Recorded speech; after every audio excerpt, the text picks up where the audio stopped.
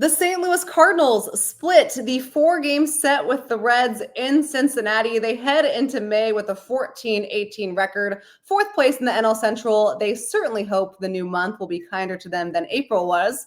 But hey, they did at least double their amount of road victories this week, so there's a positive. They went from 2 to 4. Welcome back to Cardinal Territory. I'm your host, Katie Wu, back with you after a series off. Now, candidly, I don't really like to skip series, but if I'm going to choose one, 4 days in Cincinnati in which there was a rain out, a day-night doubleheader, and a rain delay on getaway day, I'm okay with missing that one. But nonetheless, very happy to be back with you all back at Busch Stadium, where the Cardinals are headed to kick off a 6-game homestand on Friday, 3 games versus the Mets, who enter play with the best record in baseball, followed by 3 against the Pirates. We are finally seeing some more division matchups. The Cardinals have only yet to play the Chicago Cubs in the division. Chicago, by the way, had a great April. They currently sit in first place in the NL Central. Your probables for this 3-game set against New York, you're going to see Sonny Gray, Eric Petty, Andre Pallante taking on Clay Holmes, Tyler McGill, and Griffin Canning. The Cardinals would very much like for their series against the Mets at Busch Stadium to go much better than their series against the Mets at Citi Field did. We know how that went, though. We don't have to talk about it. And then, of course, they'll follow it up with 3 games against the Pirates. So let's just jump right into this current episode of Cardinal Territory. It is a Cardinals beat writer mailbag episode, which means for the next 30, 40 minutes or so, the only thing you're going to hear is my voice. Sorry in advance. But thank you to all of you who contributed your questions either to myself or through Twitter on our page at Card Territory. I thought this would be like a pretty good time to check in with the pulse of the fan base. We're 1 month into the season. I combined March and April into 1 month because they only play a couple of games in March anyway. And as we record this on May 1st, I just kind of wanted to see how we're feeling after a month of play. And one thing I know about Cardinals fans, you are very vocal, very passionate, and you are not afraid to let me know how you feel. So let's just jump right to it. Again, thank you so much for all of you who asked questions or submitted questions. There were a lot of repeats kind of around the same topic. So I tried to pick the topics that people were asking the most. But I thought this one here from... Oh no, there we go. From Tim Ellerbrook was a good way to kick it off. Tim asked, how do you personally view this team after 1 month compared to the 23 and 24 team? Are you seeing progress where you think it should be yet? I like this question because it's easy to talk about the transition year, right? We are evaluating 2025 so much differently than how we evaluated 23 and 24. Now, 23, kind of an outlier, right? Cardinals come in after 2022 NL Central champions. Everyone kind of thought that they would make a much deeper run in the playoffs than they did. Didn't happen. And they followed it up with one of their most disappointing seasons in franchise history. 24, you're trying to bounce back out of that. And they had a much better season. They finished over 500, but did not make the playoffs for the second year in a row. This year, it's not necessarily about winning games. Now, certainly they're trying to, but the primary objective of the 2025 season is what? It's runway. It's development. It's seeing what the younger players can do with consistent playing time. And the organization has publicly said that that is priority number 1. Now, what they have not come out and said, but they have certainly implied, is that they are okay losing games to ensure that they are giving these young players enough runway to play and so that the organization can make a decision on their future in 2026. So with that in mind, the 14-18 record, not good. I actually personally believe the Cardinals are better than that record, which begs the question, then why aren't they? Which is a fair question. But if we're going to evaluate this team based on what the primary objective that the front office has laid out for us is, it's about if individual players are taking steps forward. And I can name off the top of my head plenty that are doing so. Victor Scott II, dynamic, fun to watch, game-changing speed, confident. He's worth the price of tickets alone, I think, because he's playing such an assured type of baseball in center field. I mean, he's perfect 10 for 10 in stolen bases. I really like the brand of baseball Victor Scott is playing because I think it's authentic, it's genuine, and it's himself. So 1 month into the season, the Victor Scott II experiment in center field is going well. From a starting rotation standpoint, both Andre Pallante and Matthew Liberatore look great. I really like what we're seeing out of Libby. I know the rain today kind of shortened his start, but he's been I think, the most consistent starter for the Cardinals so far this year, and he just keeps getting better with each outing. So that's really great to see. Kyle Leahy has been a gem as well. Ivan Herrera took steps forward offensively before landing on the injured list. The good news is he kicked off a rehab assignment with AAA Memphis on Thursday, homered too, and the Cardinals hoped that he'll be back within the next week or so. Pedro Paz has done a nice job behind the plate as well. So individual guys taking steps forward, we love to see that. Now, the face of the youth movement, if you will, keep in mind, they didn't ask to be the faces, but here they are nonetheless. Jordan Walker and Nolan Gorman, not exactly the starts to the season that either wanted or the team wanted, but this is kind of by design. If you're going to start the season and struggle, the Cardinals want to see how you're going to get out of it. So Jordan Walker has much better defender in right field. I want to point that out. He has really put in a ton of work to be a better outfielder, and it's showing. So I like what we're seeing on that side of the ball. You want to see better offensive performances from both players. So am I seeing progress? Yes, I am. Is it translating in the win-loss column? No. And I think that is what is super frustrating to the fan base, because as Cardinals fans, you are conditioned to expect a certain caliber of play from your local baseball club. And right now, the fact that we are touting a 4 games under 500 record and saying, oh, but the kids are playing well, you're probably like, okay, and are we winning? No. So why do I care? I get it. I understand. I can relate. But if we're going off the messaging of what this season is going to be about, from the front office, from ownership, all the way down, it's measuring individual improvement and seeing what the next core of Cardinals could look like. I think you're seeing many players take steps forward. It just get bogged down because they're not winning as many games as they could. So thank you, Tim, for that question. It's a good one. Let's get into our next one. These are all coming up randomly, by the way. I pre-selected them, but I have no idea which order they're going to be in. So I'll be just as surprised as you are. Okay. From Trent at @thereal_T Cliff. How sure are we Ollie is gone next year? Seems like a long shot Cards make the playoffs. Is he 100% done if St. Louis isn't in the postseason? Okay. We're not sure that Ollie is gone next year. Let's break down what we know, right? Ollie Marmol is under contract through 2026. Now, is it fair to question, with the new front office taking over, if they'll stay with the current manager? Yeah, of course. John Mozeliak's done after the 2025 season. Chaim Bloom is coming in. We have no idea what Chaim Bloom looks for in a manager because he has never hired one fully. Alex Cora was already in place with the Boston Red Sox when Chaim Bloom took over their baseball operations. So we have no idea what he's looking for, what he's coveting. And we probably won't until we get to the offseason. I know many of you are not necessarily Ollie Marmol fans, but bear with me right now. And I promise I'm not being like the beat writer apologist. He is tasked with running out 26 guys, and he's been told which players he needs to prioritize playing time with. And sometimes that means not putting your best 9 forward every day. He's also been told, hey, we're prioritizing long-term development in which you may or may not be here for, and it's going to cost you some games, and you just have to wear it. That's great. You love to hear that as a manager. So let's cut a little bit of slack there, because what he's been asked to do by his bosses is not easy, and not many organizations, if any at all, would ask this of their manager. And so we're not sure he's gone next year. I do agree, currently constructed, it does feel like a long shot the Cardinals make the playoffs. But if the Cardinals don't make the postseason, that's not necessarily an indictment on Ollie Marmol. They weren't expecting to. They literally said at their end of season press conference last year, like, hey, we're focusing on long-term development, and the 2025 season is going to look different. They didn't hand him a playoff caliber roster.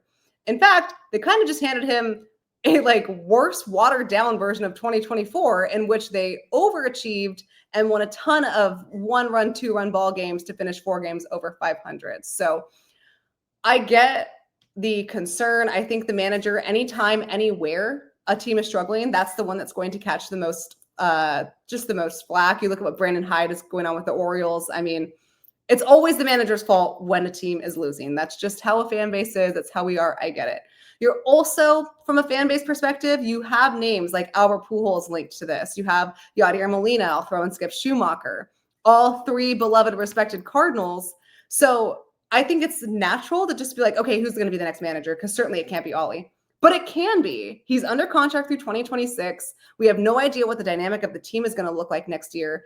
And I think he's done a nice job in managing the personalities of the clubhouse. We can go back and forth on bullpen management. I know that's a hot topic for you guys. Save that for another time. But managing the personalities of the clubhouse, when you have a ton of veterans who came to St. Louis to win and are now part of a youth movement that they did not sign up for, but agreed to be a part of nonetheless. You have a bunch of guys who want to play, but some of them are on the bench or in AAA so that guys can play every day that they were promised to. That's really hard to manage. You have 26 egos in there at all times, all some of the highest competitors in the world. And you're telling some of them, hey, we're not going to play you right now because we have to play other people. That can be really hard to manage as well. So I expect to answer some version of is Ollie Marmol fired every day for the next however many games we have left. Right now, though, no guarantee he's going anywhere. And we won't really know that until Chaim Bloom takes over. Thank you, Trent, for your question. All right, let's do our first ad read. Yay. Let's hear from Nutrafol, and then we'll get right back to it.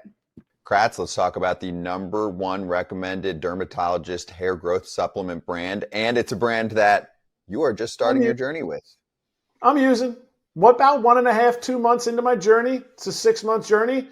See what I can get. See a little thicker, fuller everywhere, filling it out. I don't know. We'll see what happens. I'm very excited to see the Nutrafol results with Kratz. And don't show us your hat yet, okay? You got to stay tuned through this journey. And if you want to join Kratz for this journey, you can start your hair growth journey with Nutrafol. For a limited time, Nutrafol is offering FT listeners $10 off your first month's subscription and free shipping when you go to Nutrafol.com and enter the promo code FOUL. Find out why over 4,500 healthcare professionals and stylists recommend Nutrafol for healthier hair. Nutrafol.com, spelled Nutrafol.com, promo code FOUL. That's Nutrafol.com, promo code FOUL. Kratzy, you look good, dog. I hope you're watching because looks good. All right, our next question. Let's figure out who it's going to be. Who's going to pop up here? From @MasonKeith25, how soon before the Cardinals value production over potential?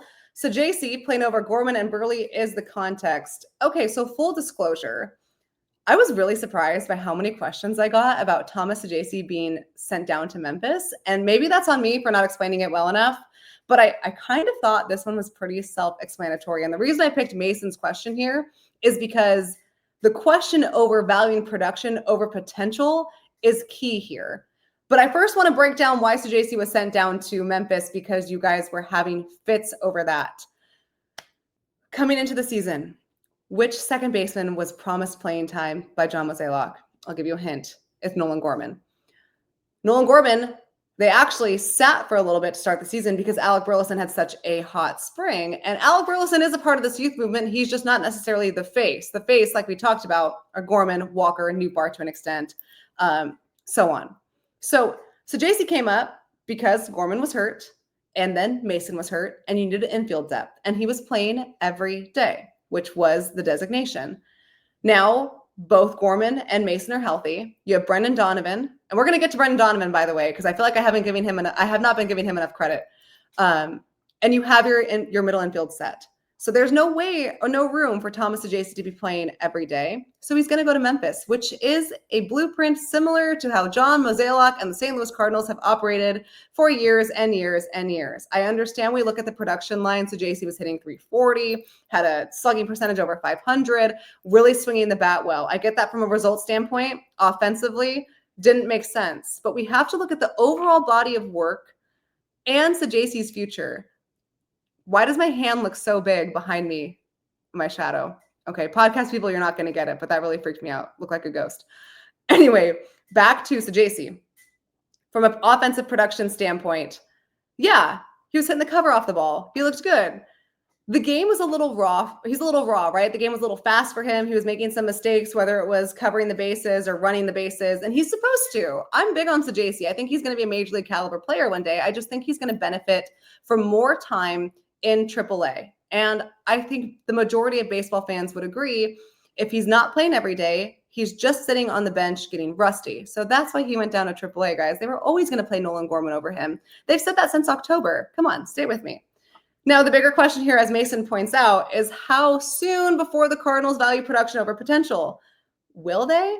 They're going to give Walker and Gorman a very long runway. The whole point is for these guys, if they struggle and they fail, to not feel the impending pressure of, oh my gosh, I'm going to AAA if I don't figure it out. It's, hey, I'm going to have time to figure this out and adjust in real time and see what kind of player I can be and if I can fight through my struggles or not. How long the Cardinals keep up that experiment is a big question for the organization. They aren't going to call this experiment off after 1 month. Now, if we do 2 months and they are 8 games under 500 and in danger of spiraling out of relevancy before we even get to June, could they switch it up? I don't know. I'd be under the impression that you should. I don't really think it is the best decision to concede an entire season. You can concede winning some games, sure, if that means it's going to help you figure out the long-term trajectory of some of your players. But conceding an entire season, that I don't know if this fan base can stomach. I know we've all seen what Busch Stadium looks like lately. It does not look good. It doesn't look very baseball heavy to me. But fans have a reason and a right to express their disappointment, their disdain, their frustration. Pick your word here. So, yeah, if you're going from an offensive standpoint, Sajaci has the better numbers than Gorman and Burley. But this isn't Sajaci's development year. This was always designated to be Nolan Gorman's, to an extent, Alec Burleson's. We're just like we're seeing Gorman getting a run right now, we're going to see Burleson get a run of consistent playing time. And when there is a window for Thomas Sajaci to play every day, we are going to see him. Right now, I thought we saw some really encouraging signs from him. He knows what he needs to work on. He knows that the situations, what to look for. So when he comes back to St. Louis, the game isn't as fast. He's going to be just fine. But that's why he was sent down. So Mason, thanks for that question. I thought you asked that one really well. All right. Next. Are you guys tired of my voice yet? I'm kind of tired of my voice. Who do we got next? I don't think we've heard from Logan yet. Logan Ritchie at @LRitchie_13 asked, who will be making the decisions at the deadline? Mo, Bloom, or both? Will the front office turnover guarantee the Cardinals standing pat? A lot to break down here. The 40-man, 26-man roster decisions, those are John Mozeliak's decisions, and they have been, and they will be until the end of the season. Now, if the Cardinals get to a point where they are either trading players away or incrementally adding at the trade deadline, that's when Mo is going to discuss with Chaim what this is going to look like, if those moves are going to alter the roster past the 2025 season, because after the 2025 season, this is no longer John Mozeliak's team, right? It's Chaim Bloom's team. So if you are, let's say the Cardinals spiral out of this thing at the trade deadline and they are fire selling, and we're seeing a trade deadline similar to 2023, where if you are on an expiring deal, you are out of here. Mo is certainly going to talk to Chaim about what you want in a return, because the return is about the future. Now, on the flip side, let's say the Cardinals are hovering right around 500, and we know in the NL Central, if you're around 500, you're considered in it. And let's say John Mozeliak, because we also know this, doesn't want to go down like this. No way. If the Cardinals are even close to contending, he's going to, in my opinion, add incrementally to give them the best shot of sneaking into maybe the wild card. Now, these are all hypotheticals. I don't really love talking about the deadline on May 1st, but I certainly understand why fans do. So if he's just incrementally adding, he's probably not going to take on any contract past 2026. They're going to be rentals, right? So Mo is going to be ultimately making the final decisions, but he's going to be conversing with Chaim, especially if some of these deals end up impacting 26 and beyond. The front office turnover guarantee the Cardinals standing pat? Maybe. It really just depends. It depends on which players are excelling, where the team is at. Are they playing well? Do they have good chemistry? Are certain guys taking steps forward? Does Nolan Arenado look like a trade candidate? Does Ryan Helsley look like a trade candidate? Is Eric Fetty pitching well? Steven Matz? So way too early to tell. But in terms of who's making the decisions from a front office major league roster standpoint, it is still John Mozeliak. He's not going to do anything that is going to impact the future of this team, though, past the 2025 season, because it's not his team anymore after that. I think it's time for another ad read, which means we get to hear our favorite song in the whole world. Let's hear from FanDuel Sports Network.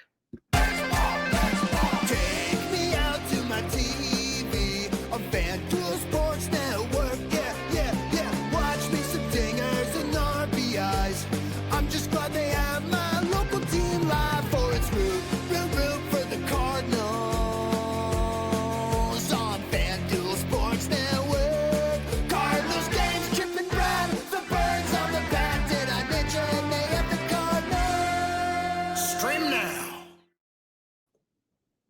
Okay, welcome back. Let's get back into it. We have a question from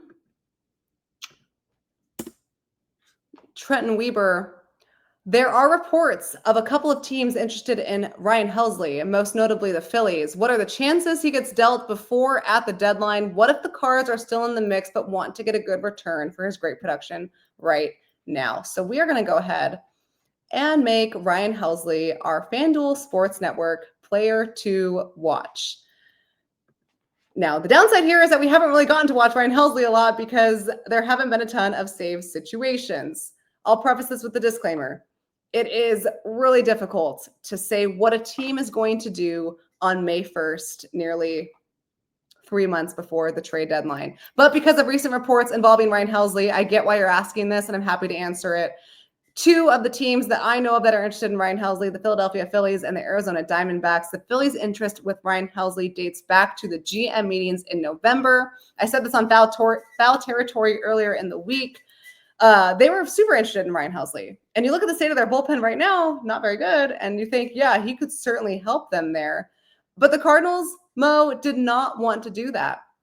They wanted to hold on to him because, as we know, they wanted to try to win as many games as possible while still doing their transition rebuild year. I know we're not supposed to call it a rebuild, but like it kind of is, whatever. So yeah, there's interest. There should be. The Cardinals aren't using him. I mean, he's their closer, but he's not really getting closing opportunities. The chances he gets dealt before the deadline, he's not getting traded now. If that's what the question is, the Cardinals are not going to trade away Ryan Helsley in May. Especially when that's just not something that they're going to do. Just because a team has interest in a player doesn't automatically put them on the trading block. I don't know what Ryan Helsley's future is past the trade deadline. If the Cardinals are in it, they're probably not going to trade him. If they're not, they probably will. Now, yeah, I totally get wanting to get a good return for his great production right now, but you have trading someone in May like this. This is just not something that really any team except the Padres do. It's just not something the Cardinals are going to do here. So yeah, there's interest. Of course there's interest. He's one of the elite relief pitchers in baseball. Relief pitching is so volatile, like we've talked about with the bullpen mishaps all of April. I understand the fan perception of, well, if Helsley struggles and lowers his production and his value, the return is going to dwindle as well. And you're right. But that's not where the Cardinals are thinking right now. They're thinking they have one of the top closers in baseball. They need to figure out a better way to bridge their relievers to get to him. This is a conversation best suited for July, not May. But again, with the reports coming out, I get why this is a hot topic. So let's pump the brakes on the Helsley trade rumors. He's going to be here for a minute at least. We'll recircle around June, middle of June, where we see where the team is at. All right, coming up on our last few.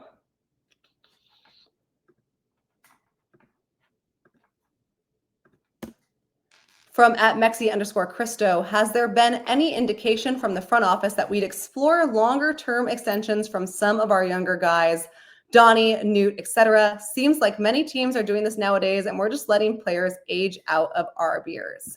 This is a good question. And the real answer is you're not going to see the Cardinals extend anyone until Chaim Bloom comes in, unless Mo and Chaim agree on something, before Mo leaves office. The reason, why would John Mozeliak extend any of these guys when that's not his team anymore? I think Brendan Donovan, we promised we'd get to him. Let's shout him out right now. 333 batting average. That's the 5th highest average in all of baseball. 39 hits, OPS of 870. He's played every position for him, basically. And I've seen Brendan Donovan become more confident in himself as a leader, as a teammate. I mean, to me, if you're looking at an extension candidate, that's who I would go with right now through our beers, to your point.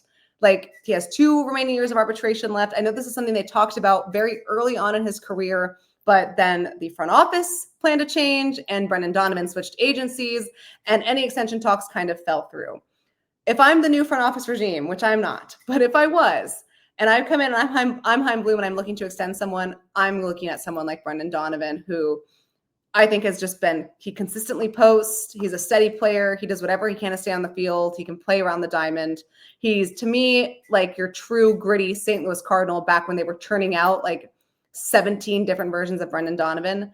They've stuck true to that mold with him, and it's looked really good. So No indications from the Mo side of the front office that any extensions will take place. I will be interested to see what Chaim Bloom does when he takes over. Lars Nootbaar, don't want to leave him out. I know he's been under a ton of scrutiny too. He's looked good this year. He's, I think, one of the more underrated leadoff players in the game. The defense, which was never bad, of course, somehow got even better under John Jay's tutelage. And I think you're seeing him become more of a dynamic player as well. So boring answer here. No new extension news, but talk to me in November. For as boring as this last offseason was, and I'm not complaining, by the way, I got a lot of relaxation. I'm expecting the exact opposite next year. For right now, though, guys, I kind of feel like we are all in purgatory together almost, because we don't know what this team is going to do. We don't know which players are taking steps forward. We don't know what the front office turnover is going to like. We don't know what the manager is going to look like. It's okay to say that we just don't know. Maybe that should be the theme for the St. Louis Cardinals 2025. We don't know. But we'll see. We'll see.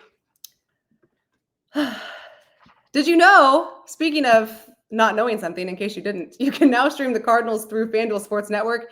And if you use the promo code baseball30, you can start it off with a 30-day extended free trial at FanDuelSportsNetwork.com/packages. This deal expires May 2nd, 2025. That's tomorrow. $19.99 a month after your free trial. Cancel during your free trial to avoid charges. Eligibility restrictions apply. Visit FanDuelSportsNetwork.com for details. I say that's tomorrow, like I'm recording on May 1st. It's actually today if you're watching this on Friday. So don't miss out. Stream the Cardinals on FanDuel Sports Network. All right, that's all I got for you guys for this Beat Writer mailbag episode. Thank you so much again for the questions. Look, I know April was not ideal. I know it was frustrating. Here's my silver linings for you. The starting rotation has actually looked really good. They consistently post quality starts. You might want to see more swing and miss. I get that. But they've done a really nice job of keeping this Cardinals team in ball games. The offense, inconsistent. That's going to happen when you have a majority of young players trying to figure their swings out. Brandon Donovan looks good. We talked about that. Wilson Contreras coming into his own. Mason Wynn, all of a sudden, a number 2 hitter. Who would have thought? And Nolan Arenado looks much better as well. So the Mets have one of the best rotations in baseball. It will be a tough test for this offense. You'll hope to get Herrera back soon. He will really help some thump from the right side. The bullpen, we'll see about that. I maintain what I said earlier in the episode. I think the Cardinals are better than their record, but results matter more than anything. So we'll see. Thanks as always for watching Cardinal Territory. Bernie and I will be back with you at the end of the week, most likely Sunday night, maybe Monday morning, just depends. Yeah, we'll talk soon. Thanks as always.